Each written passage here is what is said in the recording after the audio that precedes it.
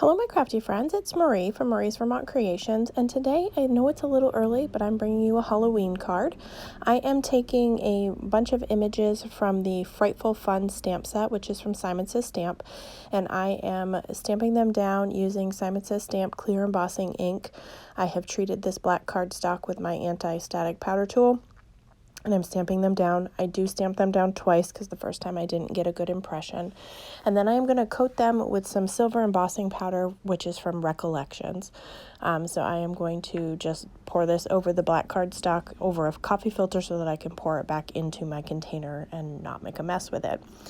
And then I'm going to heat that with my heat tool until it's smooth and melted. I skipped showing you this part because I've shown it in a lot of videos, so I didn't want to, I tried to, for time's sake, save that. So I just took a regular tissue and wiped off the excess anti-static powder. And then I took a round circle die, which is a Brutus Monroe stitched circle die, and I'm going to cut out this panel with one of the largest circles from that. And I used the same circle to cut out a circle card base, so I have now a shaped card. And I'm going to take some tape runner and adhere that to the front of this card panel. Excuse me. So I'm just going to line that up, and then it covers the whole, that little flap, so you can't see that it wasn't a whole card, so it covers up that piece for you.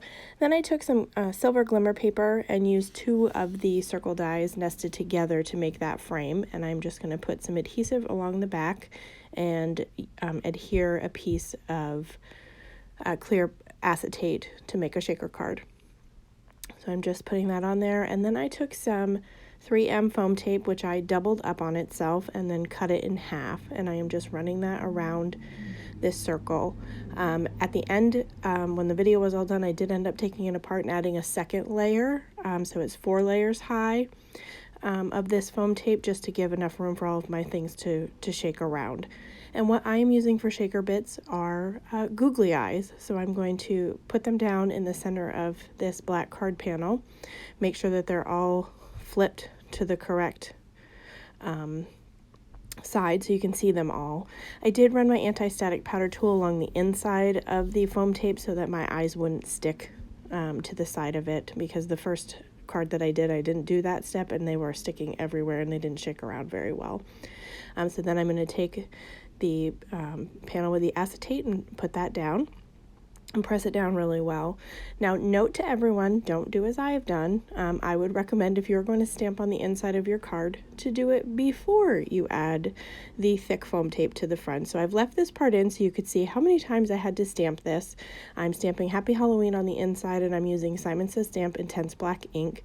And I had to do it, I think, 4 or 5 times to be able to get a good final impression on this. So do it beforehand, or I could have taken an acrylic block and stamped it, and it probably would have been a little bit easier than this process. But hey, crafting's all about learning and trying new things. So that's today's project. I hope you enjoy it, using different items in your craft room to make shaker cards.